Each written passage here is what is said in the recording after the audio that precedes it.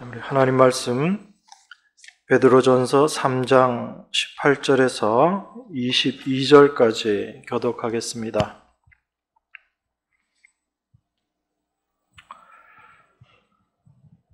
그리스도께서도 한번 죄를 위하여 죽으사 의인으로서 불의한 자를 대신하셨으니 이는 우리를 하나님 앞으로 인도하려 하심이라. 육체로는 죽임을 당하시고 영으로는 살리심을 받으셨으니 저가 또한 영으로 옥에 있는 영들에게 전파하시니라. 그들은 전에 노아의 날 방주 예비할 동안 하나님이 오래 참고 기다리실 때 순종치 아니하던 자들이라. 방주에서 물로 말미암아 구원을 얻은 자가 몇 명뿐이니 겨우 8명이라. 물은 예수 그리스도의 부활하심으로 말미암아 이제 너희를 구원하는 표니 곧 세례라. 육체의 더러운 것을 제하여 버림이 아니요 오직 선한 양심이 하나님을 향하여 찾아가는 것이라. 같이 읽겠습니다. 저는 하늘에 오르사 하나님 우편에 계시니 천사들과 권세들과 능력들이 저에게 순복하느니라. 아멘. 베드로전서는 고난 가운데 있는 주의 백성들에게 쓴 서신이다, 그렇게 말씀드렸습니다. 이 세상에서 나그네로 살고 있는 성도들에게 쓴 글이 이 베드로전서입니다. 이것은 단순히 이때 당시에 이런 고난 가운데 있었던 성도들뿐 아니라 하나님의 백성들은 마땅히 이 세상을 나그네로 살아야 한다라는 것과 또한 그 나그네로서의 삶을 살아가게 될 때 이 세상을 살아가는 하나님의 백성들에게는 고난이 있을 수밖에 없다라는 것을 우리에게 이야기해주고 있는 것입니다. 저희가 지난 시간에 봤던 17절에도 보면 선을 행함으로 고난받는 것이 하나님의 뜻이다, 그렇게 이야기합니다. 이 하나님의 뜻, 고난받는 것이 하나님의 뜻이다라는 이 말씀은 성도들의 삶에 있어서 고난은 피할 수 없는 것이다라는 것을 이야기하는 것입니다. 여러분, 하나님의 뜻을 우리 인간이 어떻게 한다고 해서 그것을 바꿀 수 있나요, 없나요? 없지요. 우리의 어떠함과 상관없이 하나님의 뜻은 하나님의 의지대로, 하나님께서 말씀하시고 약속하신 대로 이루어지는 것입니다. 인간이 변경할 수 없는 것이기 때문에 그것이 하나님의 뜻인 것이고, 그 하나님의 뜻은 반드시 하나님께서 약속하신 대로 이루어진다라는 것입니다. 그런데 그 고난받는 것이 하나님의 뜻이다라는 것이에요. 이 세상은 자기 자신의 유익을 위해서 살아갑니다. 무엇을 하든 나라는 그것을 빼놓고 생각하지 못하는 것이 세상의 생각들이고 세상 사람들의 삶이 그것입니다. 나라는 것, 나의 유익을 위해서 살아가는 것, 그것이 세상의 모습인데 하나님의 백성들의 삶은 그러한 것에서 벗어나서 이제 우리 주님을 위해서 살아가는 삶, 이것이 하나님 백성들의 삶입니다. 세상은 그러한 그리스도인들의 삶을 이해하지 못하는 거죠. 그것을 받아들이지 못하고 오히려 비방하는 것입니다. 그래서 세상을 살아가는 그리스도인들에게는 고난이 있을 수밖에 없다라는 것입니다. 그 고난은 단순히 고생을 이야기하는 것이 아니라 이 땅을 하나님의 백성으로 살아가기 때문에 생길 수밖에 없는 필연적인 것이다라는 것입니다. 그런데 그 고난의 길을 하나님께서 말씀하시고 또한 그 고난을 감당케 하시는 분, 그분이 바로 우리 하나님이시다라는 것을 우리가 생각해야지 됩니다. 우리가 어려움 가운데 있을 때, 고난 가운데 있을 때 그 순간에도 우리는 하나님의 은혜 가운데, 하나님의 권능 가운데, 하나님의 권세 아래 있다라는 것을 늘 기억해야지 되는 것입니다. 그렇게 될 때 그 고난이 우리에게 주는 유익이 무엇인가라는 것을 올바로 알게 됩니다. 여러분 시편 119편 71절에 보면 우리가 잘 아시는 말씀이 있죠. 고난당한 것이 내게 유익이라 이로 인하여 내가 주의 율례를 배우게 되었나이다 라고 시편 기자는 이렇게 고백합니다. 고난당하는 것이 유익이다 라고 이야기했는데 그 유익의 내용이 무엇인가 하면 내가 주의 율례를 배우게 되었다라는 것입니다. 그러니까 여러분 이런 것도 우리가 잘 생각해야지 됩니다. 우리가 고난받고 나서 그 고난을 통해서 우리가 복을 받게 되는 것이다. 이런 생각도 우리가 조심해야지 되는 거예요.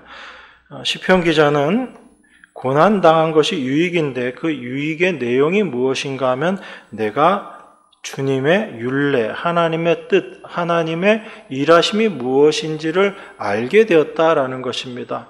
우리가 고난받고 나서 고난을 통해서 우리가 복을 받는다. 자꾸 욥을 우리가 많이 생각하는데 욥이 고난 이후에 갑절의 은혜를 받았다라는 것은 하나님의 일하심이 어떤 것인지를 알았다는 의미가 더욱더 중요합니다. 그래서 욥이 내가 이전에는 고난당하기 전에는 주님을 올바로 알지 못했는데 고난당한 이후에 내가 이제 귀로 들었던 그 주님을 눈으로 봅니다 라고 그렇게 이야기하는 것입니다. 하나님께서 왜 고난을 주셨는지 그 고난을 통해서 이제 욥은 하나님이 어떤 분이신지를 올바로 알게 된 거죠. 그래서 자기 자신이 하나님 앞에 어떠한 존재인지를 알게 되고 자기의 모든 열심과 의롭다고 생각했던 자기의 모든 것들이 하나님 앞에서 아무것도 아님을 깨닫게 되고 그저 피조물에 불과한 자기 자신의 존재를 알게 되고 하나님을 올바로 깨닫게 되는 귀한 은혜의 자리로 들어간 것입니다. 그래서 우리가 말씀을 볼 때 오해하지 말아야지 되는 것이죠.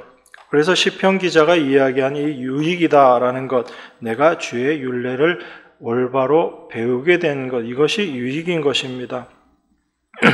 여러분, 이 주의 율례라는 것이 어떤 것이죠? 이걸 법이다. 그리고 그 법으로 제정한 것, 이런 것으로 우리가 의미를 이해할 수 있는데 중요한 것은 하나님께서 어떻게 일하시는지를 고난을 통해서 알게 되었다라는 이야기입니다.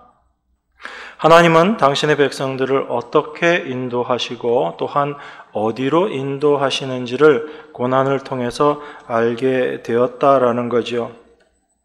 고난당하기 전에는 그저 이 세상에서 형통하게 살고 세상이 생각하는 그런 복을 받는 것이 귀한 것인 줄 알고 그렇게 살고 있었는데 내가 전혀 잘못한 것도 없는데 내가 당하지 않아야지 될 것 같은 그런 고난을 내가 겪게 될 때 우리는 많은 고민들을 하게 되는 겁니다.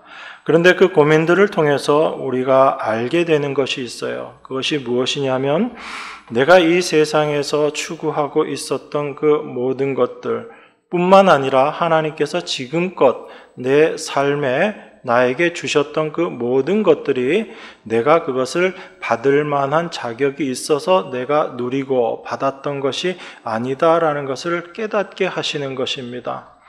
하나님이 일하시는 모든 것들이 하나님의 은혜로 말미암아 되어진 것임을 비로소 알게 되는 거죠. 고난을 통해서. 나라는 존재는 그저 심판받고 고난받을 수밖에 없는 것이 죄된 나의 본래 존재의 모습인데 그것을 알지 못하고 그저 세상에 속한 것들을 추구하고 내가 무언가 의를 행할 수 있을 것이다 라는 생각을 가지고 열심히 추구하고 내가 생각한 그러한 의를 행했을 때 하나님께서 나에게 복 주신 것이다. 그렇게 생각하고 있었던 그 모든 것들을 무너뜨리는 것, 이것이 고난인 것입니다. 그래서 그 고난을 통해서 나라는 존재의 본질을 깨닫게 되고 하나님의 은혜 가운데로 나아가게 되는 것, 이것이 고난의 유익인 것이며 하나님께서 왜 성도들에게 고난을 통해서 하나님의 뜻을 알게 하시는지를 비로소 분명히 깨닫게 되는 것입니다. 그래서 고난을 통해서 하나님의 백성들은 단지 그 고난을 피해야 될 것으로 여기는 것이 아니라 그 고난을 통해 더욱더 하나님의 은혜 가운데로 나아가기 때문에 그 고난이 감사가 될 수 있는 것입니다. 우리 인간의 생각으로는 도무지 감사할 수 없는 그러한 환경 가운데에서도 내 자신은 감사할 수 없는데 내 안에 계신 그리스도로 말미암아 감사케 하는 것, 그 감사의 삶을 살아가게 하는 것, 이것이 하나님께서 우리들을 인도해 가시는 모습이다라는 것입니다. 그래서 고난을 이야기하면서 예수 그리스도의 이야기를 사도가 하고 있는 겁니다. 18절에 보면 이렇게 이야기합니다. 그리스도께서도 한번 죄를 위하여 죽으사 의인으로서 불의한 자를 대신하셨으니 이는 우리를 하나님 앞으로 인도하려 하심이라. 육체로는 죽임을 당하시고 영으로는 살리심을 받으셨으니 이렇게 이야기합니다. 성도들이 고난을 이야기하면서 주님이 당하신 그 고난을 언급하는 이유가 무엇인가, 이것을 우리가 잘 살펴봐야지 되겠죠. 주님의 고난을 이야기하면서 이렇게 이야기합니다. 그리스도께서도 한번 죄를 위하여 죽으사 의인으로서 불의한 자를 대신하셨으니 그렇게 말합니다. 이 불의한 자가 누구죠? 바로 우리들이잖아요. 불의한 우리들을 위해서 예수님께서 고난 받으셨다라고 이야기합니다. 그런데 그 주님의 고난 받으심으로 말미암아 우리가 어떤 자가 되었는가 하면 하나님 앞으로 인도하심을 받았다라는 이야기입니다. 우리가 하나님께 나아갈 수 있는 자가 되었다라는 이야기예요. 불의한 자는 하나님 앞에 설 수가 없습니다. 그저 심판의 존재일 뿐이기 때문에 하나님 앞에 설 수도 없는 자들이고 하나님 앞에 나아간다면 그들에게 있는 것은 심판밖에 없습니다. 그런데 그 심판을 예수님께서 불의한 우리들을 대신해서 심판을 받으셨다라는 것입니다. 그 예수님의 심판받으신 그 고난당하심으로 말미암아 우리가 하나님 앞에 나아갈 수 있는 자가 되었다라는 것이 지금 사도가 이야기하고 있는 것입니다. 이렇게 예수님의 고난을 통해서 우리가 당하는 고난의 의미가 무엇인지를 사도는 지금 설명하고 싶은 것입니다. 그래서 예수님의 고난을 이야기하면서 그 고난을 어떻게 다시 표현하고 있는가 하면 육체로는 죽임을 당하시고 영으로는 살리심을 받으셨다라고 그렇게 이야기합니다.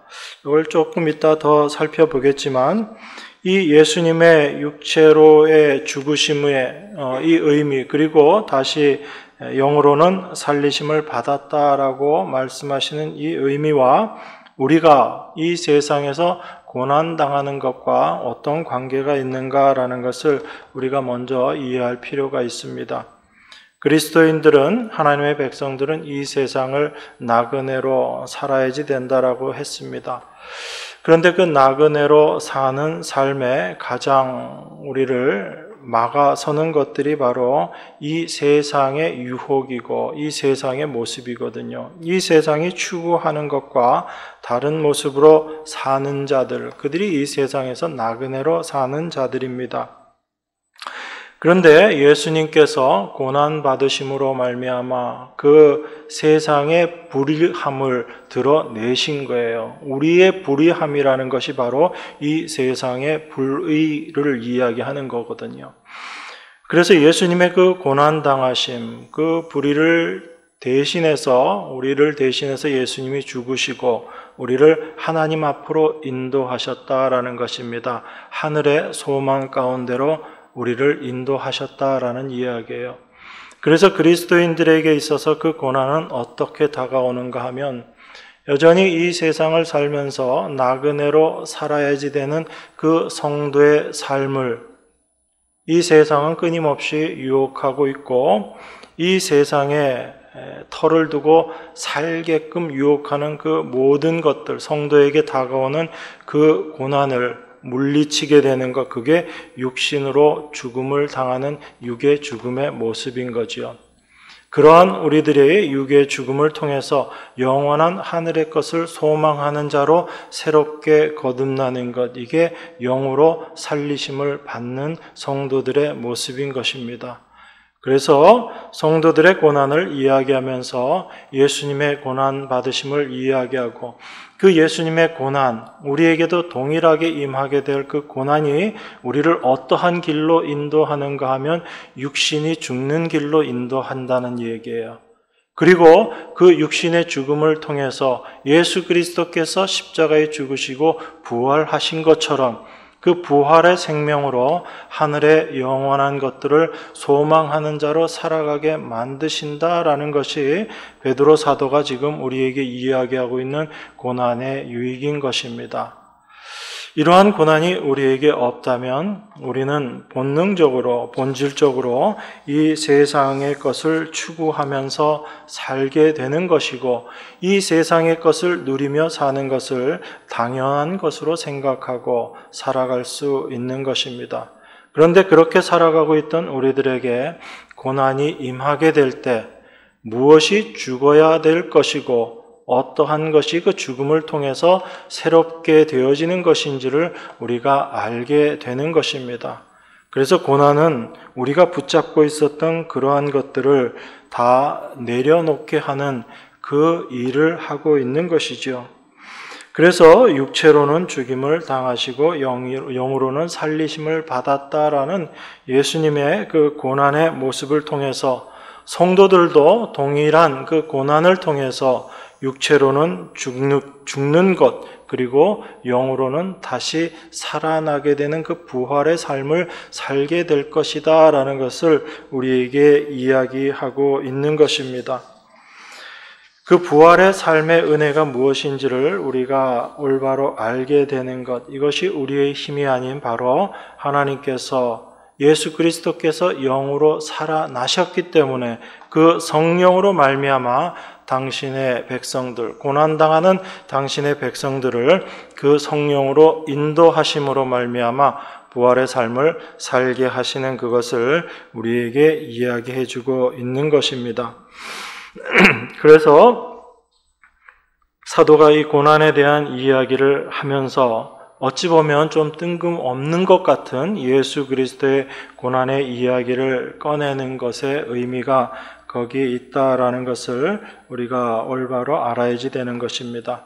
그러니까 우리도 이 고난을 통해서 어떠한 삶을 경험하게 되는가, 육신으로는 죽고 영으로서 사는 삶이 무엇인지를 우리가 알게 되고 또한 그 삶을 살게 되는 것입니다. 하나님께서 이 길로 당신의 백성들을 인도하시기 위해서 성도들에게 고난이라는 것을 허락하시는 거죠. 여러분, 하나님께서 허락하시지 않는 고난은 없습니다. 욥기를 통해서 너무 분명하게 보여주죠. 하나님께서 사탄에게 허락해 준 겁니다. 그렇기 때문에 사탄이 행하는 그 모든 일들도 어찌 보면 하나님의 주권 아래에 있는 것입니다. 하나님은 사탄조차도 이용하셔서 당신의 백성을 참된 하나님의 백성으로 만들어 내시는 거예요. 그 참된 하나님의 백성이 어떠한 자들인가 하면 바로 하나님의 은혜가 무엇인지를 올바로 아는 자들로 만들어 가신다라는 것입니다. 이것이 성도들의 삶에 있어서 참으로 귀한 것임을 우리가 생각해야지 됩니다.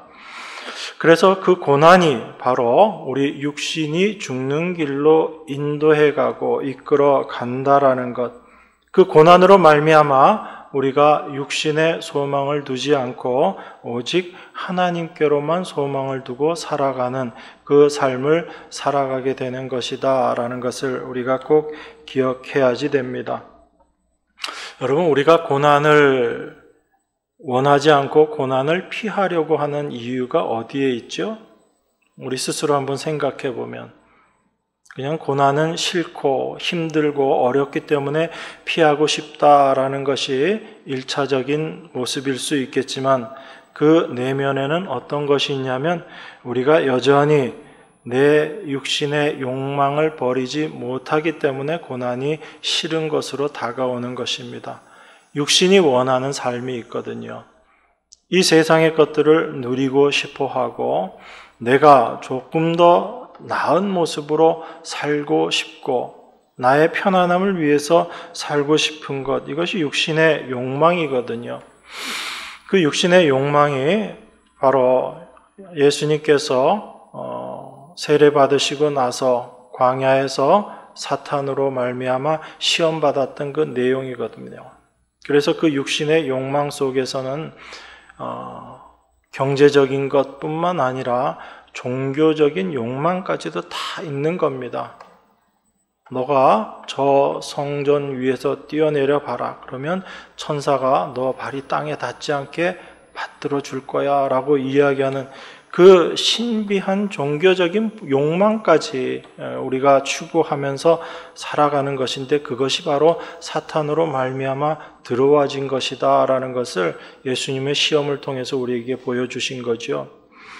그처럼 우리 인간들은 그 욕망을 떨쳐버리지 못하고 살고 있습니다. 그것을 버리지 못하기 때문에 고난이 싫은 거죠. 왜냐하면 그 고난은 나에게 있어서 내 안에 있었던 그 모든 욕심과 욕망들을 다 털어버리고 내려놓는 그 죽음의 길로 인도하기 때문에 그렇습니다. 그래서 그 고난을 통해서 하나님은 우리 안에 있는 그 모든 것들을 내려놓게 만드시고 하나님께서 원하시는 그 길로 우리를 인도하시는 것입니다. 그래서 하나님의 백성들에게 고난이 유익으로 다가오는 거예요. 여러분, 우리 누구도 우리가 스스로 원해서 고난의 길로 나아가고자 하는 사람이 없습니다. 우리의 힘으로는 그 길을 가지 못하기 때문에 하나님께서 우리를 그 길을 가게끔 만드시는 거예요. 그래서 하나님의 은혜가 무엇인지를 더욱더 깊이 알게 하시는 것입니다.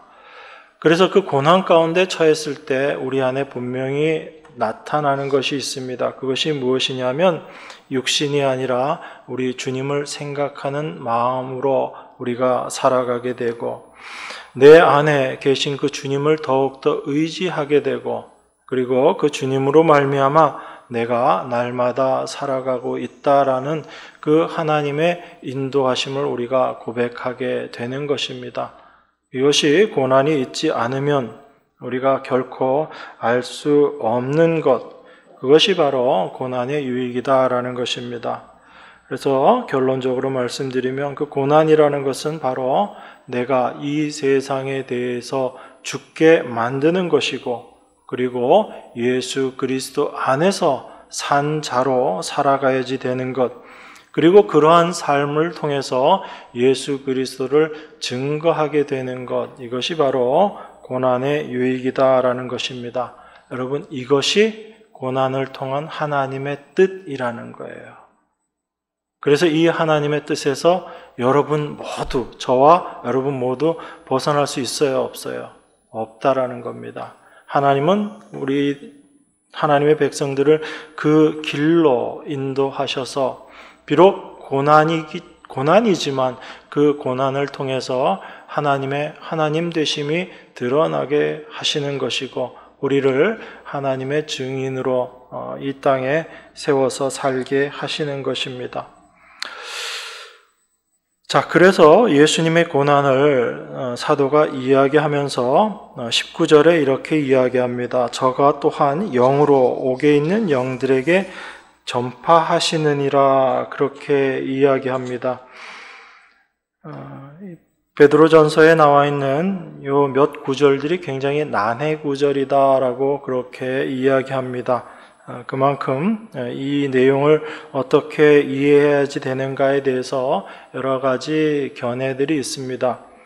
근데 중요한 것은 어떤 견해가 옳고 그르다라는 것보다는 전체적인 맥락에서 무엇을 이야기하고자 하시는가라는 것을 우리가 올바로 바라보는 것이 중요합니다.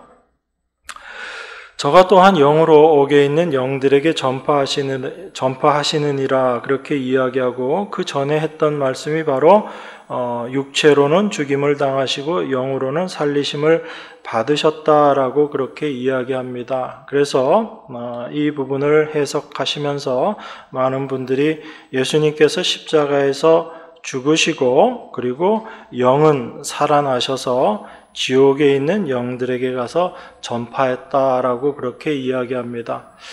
그래서 가톨릭에서는 이 구절을 가지고 와서 우리 주님께서 십자가에서 구속을 완성하시고 지옥에 있는 영들에게 또 가서 또 복음을 전하셔서 지옥에서도 그 옥에서도 구원받을 수 있는 길이 있다라고 그렇게까지 이야기하는 사람들이 있습니다. 근데 그것은 성경과 맞지 않죠. 여러분들이 지금껏 봐오신 성경과 맞지 않습니다.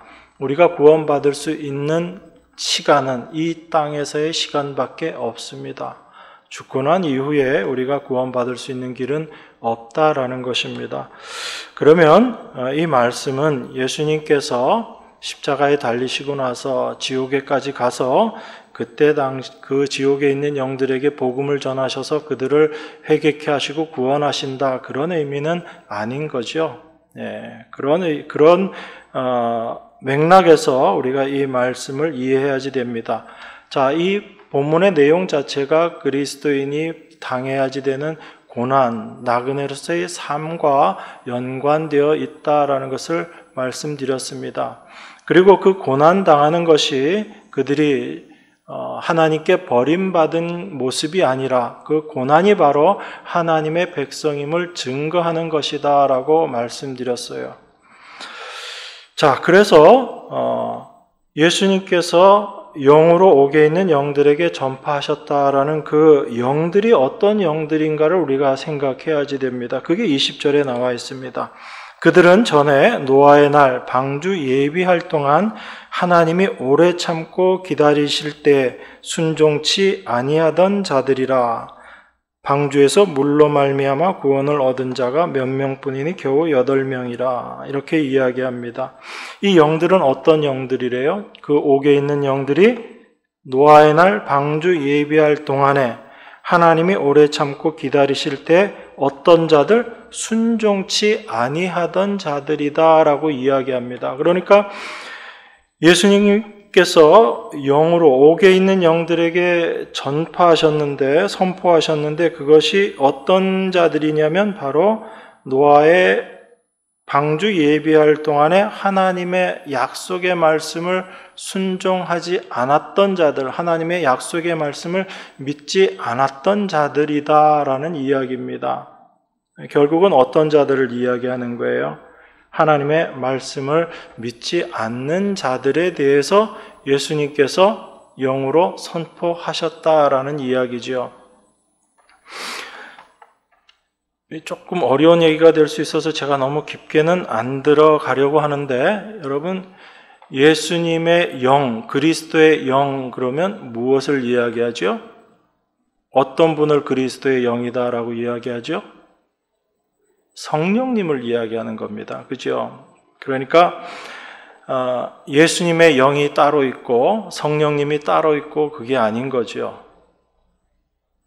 우리 사람 안에 있는 영과 성령은 분명히 우리가 구별되어지는 부분이지만 그리스도, 하나님의 아들이신 그리스도를 이야기할 때, 예수님을 이야기할 때 예수님의 영이 따로 있고 성령님이 따로 계신 게 아니에요. 바로 그리스도의 영이 성령이신 것입니다. 그렇기 때문에 육체로는 죽임을 당하시고 영으로는 살리심을 받으셨다라는 이것은 예수 그리스도의 그 고난 당하심을 통한 부활의 모습, 그리고 영으로는 살리심을 받으셨다라는 이 영이 바로 성령을 이야기하는 것입니다. 그래서 그 성령으로 말미암아 당신의 백성들을 인도하시는 그 모습을 이야기하시는 것이고, 그리고 성령으로 말미암아 예수 그리스도의 십자가의 구속으로 말미암은 온전한 심판과 온전한 구원을 성령께서 선포하시는 것, 그것이 바로 영으로는 살리심을 받으시고 영으로 옥에 있는 영들에게 전파하셨다라는 의미입니다. 그 영들이 바로 어떤 영들이었는가? 노아의 날 방주 예비할 동안에 하나님의 말씀에 순종하지 않았던 자들, 하나님의 약속의 말씀을 믿지 않았던 자들인 것이거든요. 그럼 제가 한번 여쭤보겠습니다. 이 영들이라고 이야기한 하나님의 말씀에 순종하지 않고 그 옥에 있는 영들이 지금 이 시대에는 있나요, 없나요? 제가 좀 어렵게 질문을 드렸나요? 하나님의 말씀에 순종하지 않고 하나님의 약속의 말씀, 그것을 믿지 않는 영들은 지금 베드로 사도가 노아 당시에 하나님의 말씀을 순종하지 않았던 그 영들, 그 자들을 예로 들어서 지금 이야기하고 있지만 지금 이 시대에도 동일한 모습인 거죠. 지금 이 시대에도 하나님의 약속의 말씀을 믿지 않고 그 말씀에 순종하지 않는 자들이 있는 거지요. 그렇기 때문에 노아의 날 그 방주 예비할 때 하나님의 오래 참고 기다리실 때 순종하지 아니하던 그 자들은 그때 당시만 있었던 것이 아니라 지금도 여전히 있는 자들인 거예요. 그래서 예수님께서 그 심판을 이야기하시면서 노아의 때, 그때를 이야기하시면서 그때와 지금도 동일하다라고 예수님께서 말씀하신 거예요. 그러니까 지금 여기에 노아의 날 그때 순종하지 아니하던 영들에게 선포하셨다라는 이야기는 단순히 그때 순종하지 않았던 그 영들만 대상으로 예수님께서 성령으로 선포하셨다는 이야기일까요? 아니면 지금 이 순간에도 예수님께서 성령으로 이 시대에 하나님의 말씀을 순종치 않고 믿지 않는 자들에게 선포하고 계신다는 얘기인가요? 아시겠죠? 그러니까 여러분이 이 말씀을 보시면서 이 옥에 있는 영들이 어떤 영들이고 예수님께서 여기에 가서 영으로 가셔서 무엇을 하고 그런 것에 여러분들의 마음을 빼앗기실 게 아니라 예수님께서 전하신 그 의미가 무엇인지 무엇을 선포하셨는지를 올바로 알아야지 됩니다. 노아의 때 하나님의 말씀에 순종하지 않았던 영들이 바로 지금 이 시대에도 이 순간에도 하나님을 믿지 않고 하나님의 약속을 믿지 않는 영들인 거예요. 그들은 심판 때 어떻게 될 수밖에 없는 존재들이에요? 하나님의 심판을 피할 수 없는 자들이다라는 것입니다. 그들의 심판받음을 예수님께서 십자가에서 죽으시고 부활하셔서 선포하신 거예요.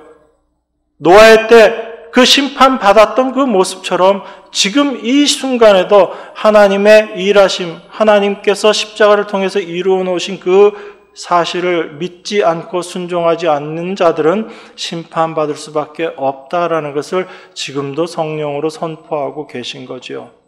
그것을 우리가 믿는 자들인가, 그것을 믿지 않는 자들인가라는 것을 분명히 이 말씀들을 통해서 확인해야지 되는 것입니다. 그래서 성도는 내가 어떠한 위치에 있는가를 알게 될 때 내 삶 가운데 다가오는 그 고난이 나에게 얼마나 귀한 것인가라는 것을 알게 된다라는 이야기입니다. 예수님께서 선포하신 그 선포가 나도 동일하게 심판받을 수밖에 없는 존재였는데 그런 나를 하나님께서 건져주셨다, 은혜 주셨다. 그래서 내가 하나님의 백성이 되었다라는 것을 알게 되는 거죠. 그 하나님의 은혜를 더욱더 깊게 알아가는 그 자리가 고난을 통해서 우리가 갈 수 있는 자리다라고 말씀드렸습니다. 그래서 하나님은 바로 이 심판받은 자들을 예로 드시면서 우리가 어떤 자리에서 구원함을 받은 은혜의 자리에 있는 자들인가를 깨닫게 해주시는 것이에요.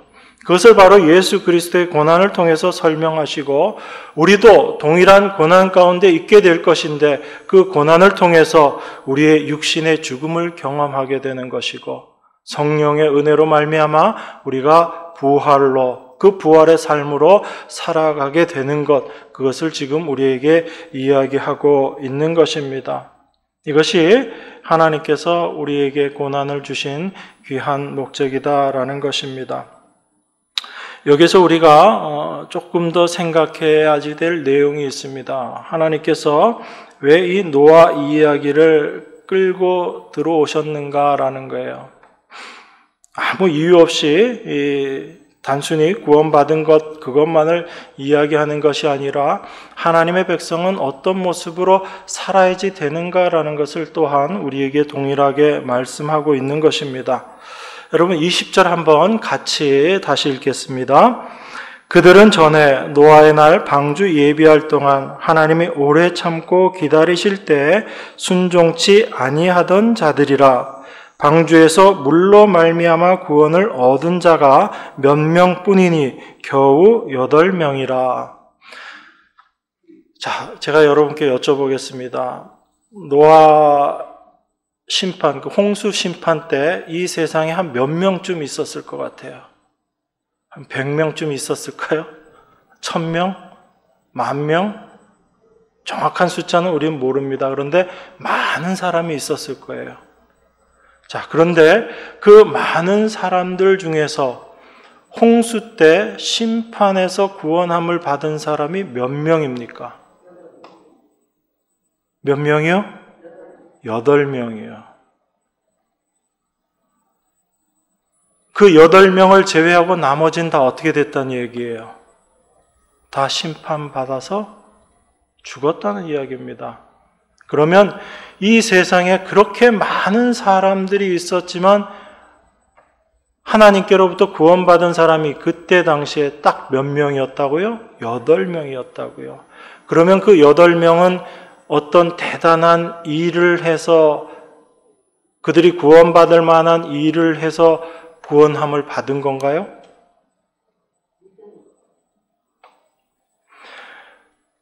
창세기 6장 9절에 보면 노아에 대해서 이야기하면서 노아가 당대 의인이요 완전한 자다. 그가 하나님과 동행했다라고 이야기합니다. 그런데 그 바로 앞에 절에 뭐라고 이야기하죠? 그 말씀 여러분 기억하셔야지 돼요. 노아는 하나님께 은혜를 입었더라. 그렇게 이야기합니다.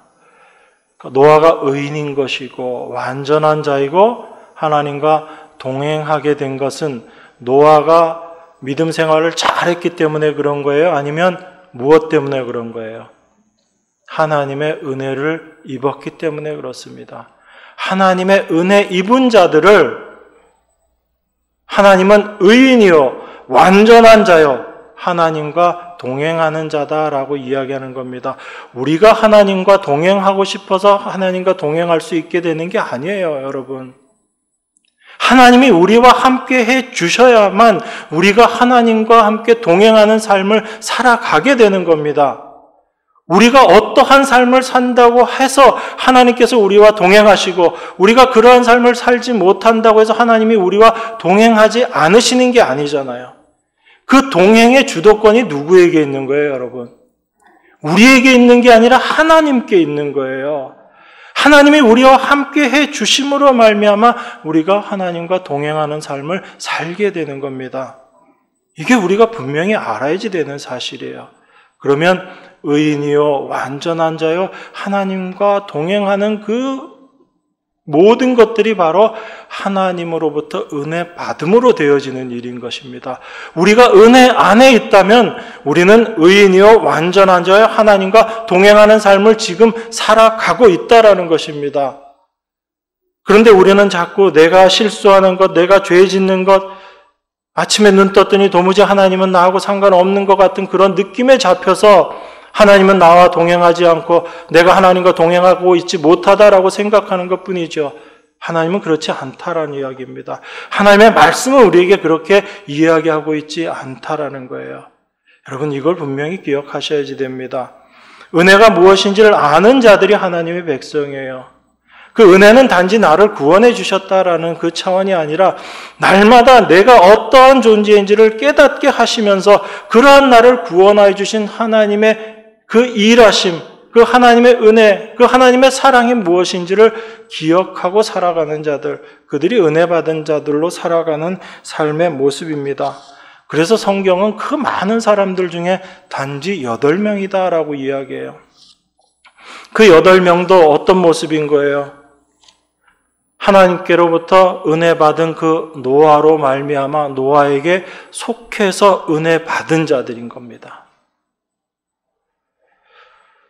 그것을 방주라는 것을 통해서 우리에게 보여주고 있는 거잖아요. 그 방주 안에 들어가 있음으로 말미암아 물로 심판받는 그 심판에서 벗어나게 되는 거지요. 그래서 이렇게 이야기하는 겁니다. 물은 예수 그리스도의 부활하심으로 말미암아 이제 너희를 구원하는 표다라고 그렇게 이야기합니다. 이게 세례다라는 거죠. 하나님께서는 이 노아의 때 그 물을 지금 우리에게도 동일하게 적용하고 계시는 거예요. 노아 홍수 때 그 물이라는 것은 1차적으로 심판의 모습이었습니다. 이 세상의 모든 것들, 그 악을 심판하는 것, 그것이 바로 노아 홍수의 그 물이었어요. 그런데 그 물로 말미암아, 그 물이 없었다면 오히려 구원함이 없었을 텐데 그 물로 말미암아 구원함의 모습이 나타나게 되는 것입니다. 구원이 드러나게 되는 거예요. 그 심판이 없었다면 구원이 없었다라는 얘기죠. 그래서 베드로 사도가 이렇게 이야기하는 겁니다. 물로 말미암아 구원을 얻었다라고 이야기해요. 심판으로 말미암아 너희가 구원함을 얻었다라는 것입니다. 그래서 그 심판은 단지 나쁜 것, 우리에게 해가 되는 것이 아니라 그 심판이 없었다면 우리는 구원함 가운데 나아갈 수 없었다라는 거죠. 그래서 그 심판을 통해서 우리가 참된 구원의 의미를 알게 되고 그 구원이 어떠한 자에게 임하게 된 것인가? 바로 불의한 자를 대신해서 죽으신 예수 그리스도로 말미암아 우리가 그 심판에서 구원함을 얻었다라는 것을 깨닫게 하시는 거죠. 그것이 노아에게 속해서 방주 안에 들어감으로 말미암아 하나님의 은혜로 구원받은 백성들의 삶의 모습인 거예요.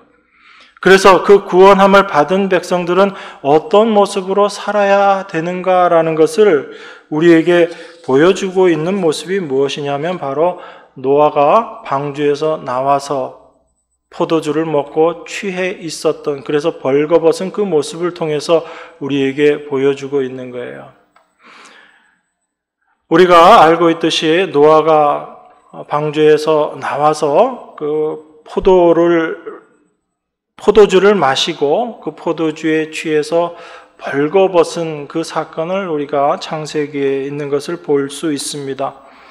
그 포도주 사건은 그 포도주를 마시고 취해버려서 벌거벗은 그 모습은 우리의 영적인 의미로 우리가 생각해 본다면 바로 포도주라는 그 성령에 취해서 성령으로 말미암아 그 옛사람의 모습을 벗어버리는 것, 그 모습으로 우리가 이해할 수 있습니다. 이것이 바로 은혜 입은 자의 모습이거든요. 하나님의 은혜를 입었다면 그 옛사람의 것들은 다 벗어버리게 된다라는 것입니다. 그런데 그 은혜를 아는 자들의 모습과 그 은혜를 올바로 알지 못하는 자들의 모습이 나누어져요. 그것이 노아의 아들들의 모습으로 그것이 드러나게 되는 것입니다. 노아가 그렇게 포도주에 취해서 벌거벗고 누워있는 것을 본 아들 중에 함이 아들이 그것을 보고 어떻게 했어요? 자기 아버지의 벗은 것, 그것을 형제들에게 다 이야기합니다. 야, 우리 아버지가 술 먹고 지금 저렇게 벌거벗고 저런 수치스러운 모습으로 있어. 그렇게 이야기하는 것입니다. 그 이야기를 들은 두 아들은 어떻게 해요? 셈과 야벳은 아버지의 그 수치스러운 모습을 보지 않고 그것을 오히려 가려줍니다. 그 모습으로 나타나게 되고 그렇게 아버지의 수치스러운 모습을 드러냈던 함은 하나님께로부터 저주를 받아요. 그리고 그 아버지의 수치를 가려줬던 셈과 야벳은 하나님으로부터 축복을 받습니다. 그 저주와 축복받은 자의 삶의 모습이 그 이후에 나와 있어요. 시간이 안 돼서 그 부분은 제가 다 설명은 못 드리지만 여러분 시간 되시면 한번 가서 자세히 읽어보십시오. 그래서 어떤 자들이 저주받은 자들이고 저주받은 자들의 삶이 어떤 모습으로 세상에서 나타나는가 한번 묵상해 보십시오. 나중에 시간 되면 제가 한 번 더 말씀드리겠습니다. 오늘 말씀에서 중요한 것은 무엇인가 하면 바로 은혜 받은 자의 삶의 모습인 거예요. 내가 은혜 받은 자라는 것을 올바로 아는 자들은 그 은혜 받은 자의 삶의 모습이 그 삶을 통해서 나타날 수밖에 없습니다. 바로 아버지의 수치, 그 부끄러움을 가려주는 모습으로 나타난다라는 거예요. 그것이 내가 어떠한 자인지를 안다라는 얘기입니다. 내가 바로 저 벌거벗은 자의 모습이고 저 수치스러운 자의 모습이고 내가 심판받을 수밖에 없는 그런 자의 모습이었는데 하나님의 은혜로 내가 구원받았다라는 것입니다. 그것을 알기 때문에 아버지의 수치를 가려줄 수 있는 거예요. 그런데 그 은혜를 알지 못하는 자들은 어떤 모습으로 나타날 수밖에 없어요. 내가 받은 은혜가 무엇인지를 올바로 알지 못하기 때문에 나는 여전히 죄 가운데 있는 존재인데 그러한 나를 가리워 주신 하나님의 은혜, 그것을 알지 못하는 겁니다. 이것이 베드로 사도가 그 이야기들을 통해서 우리에게 계속해서 이야기하고 있는 겁니다. 21절에 보면 이렇게 이야기합니다. 물은 예수 그리스도의 부활하심으로 말미암아 이제 너희를 구원하는 편이 곧 세례라, 이렇게 이야기합니다. 그리고 육체의 더러운 것을 제하여 버림이 아니요 오직 선한 양심이 하나님을 향하여 찾아가는 것이라 라고 이렇게 이야기합니다. 우리가 예수 그리스도의 은혜로 말미암아, 그 십자가의 은혜로 말미암아 우리가 구원함을 얻었어요. 그것을 세례다라고 그렇게 이야기합니다. 그러니까 세례라는 건 그냥 단순히 우리가 구원함을 얻었다라는 것이 아니라 우리가 그 죄 가운데서 우리의 죄를 다 구속해 주신 하나님의 은혜로 말미암아 그 죄의 몸에서 벗어나서 참된 생명의 은혜 가운데로 들어가게 된 것, 죽고 다시 부활한 것, 그것을 세례다라고 이야기합니다. 그 세례 은혜 가운데 있는 자들의 삶의 모습이 무엇인가 하면 그 뒤에 나와 있는 내용인 거예요. 그 세례 받은 자들이 육체의 더러운 것을 제하여 버림이 아니요 오직 선한 양심이 하나님을 향하여 찾아가는 것이다라고 이렇게 이야기합니다. 우리는 구원받고 이제 부활의 삶을 살게 된다면 죄도 짓지 않으려고 해야지 되고, 물론 죄 짓지 않으려고 해야 되죠. 죄 지으려고 열심히 애쓰는 건 아니지만 죄 자체가 우리 안에서 나오는 것들이 없어지도록 우리가 해야지 된다라고 생각하지만 오히려 사도는 뭐라고 이야기하냐면 그 세례받은 자들의 삶은 육체의 더러운 걸 제하는 게 아니고 선한 양심이 하나님을 향해서 찾아가는 것이다 라고 이렇게 이야기합니다. 죄 안 지으려고 노력하는 삶이 아니라 선한 양심이 하나님을 찾아가는 것, 이렇게 이야기해요. 이 선한 양심이 어떤 거라고 제가 지난 시간에 말씀드렸죠? 선한 양심, 이것은 바로 우리가 새롭게 새 생명으로 말미암아 우리의 양심이 새롭게 되어진 것입니다. 그 이전의 양심은 우리가 알고 있던 선악과로 말미암은 양심인 거예요. 그래서 여전히 선악을 판단하고 윤리 도덕적인 것을 추구하는 양심이지만 새 사람 되어서 새롭게 되어진 양심, 이 선한 양심은 내 자신이 어떠한 삶을 사는가가 아니라 하나님의 어떠하심만을 추구하면서 살아가는 삶, 그것을 이야기하는 것입니다. 그래서 이 선한 양심은 하나님께서 우리에게 주신 그 은혜만을 소망하고 은혜만을 바라보고 살아가는 양심, 이게 바로 선한 양심인 거예요. 그래서 16절에 선한 양심을 가지라. 이는 그리스도 안에 있는 너희의 선행을 욕하는 자들로 그 비방하는 일에 부끄러움을 당하게 하려 함이라 라고 먼저 이야기했던 것입니다. 이 선한 양심이 바로 하나님의 은혜로 말미암아 우리 안에 새롭게 되어진 양심인 거예요.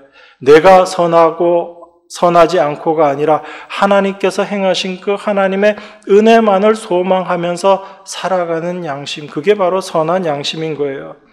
그래서 그 죽고 다시 부활하게 된 그 모습, 세례의 모습, 이것이 바로 노아의 방주를 통해서 물심판을 통해서 우리에게 보여준 모습인데 그것이 이 성도들이 살아가야지 되는 그것을 보여주고 있는 것이다 라는 것입니다. 그래서 그 은혜를 아는 자들의 삶의 모습이 어떤 것인가? 하나님의 은혜만을 가장 소중하고 귀중한 것으로 알고 그것만을 소망하면서 살아가는 자들, 이들이 바로 참된 은혜를 아는 자들이다라는 것입니다. 그래서 죄 짓지 않으려고 애쓰는 삶이 아니라 이러한 죄인을 용서하시고 하나님의 은혜 가운데 거하게 하시는 그 하나님을 소망하고 하나님을 늘 바라보고 살아가는 자, 이 양심이 바로 선한 양심인 것이고 이러한 양심이 성령께서 우리와 함께 하시는 양심이다라는 것입니다.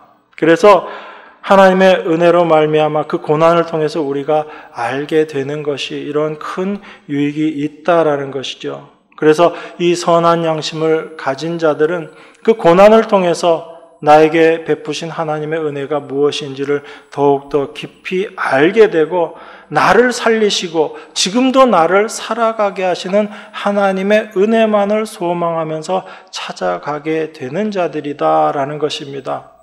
그래서 이 모든 일을 이루신 예수님께서 어떤 모습인가 하면 22절에 저는 하늘에 오르사 하나님 우편에 계시니 천사들과 권세들과 능력들이 저에게 순복하느니라 이렇게 이야기합니다.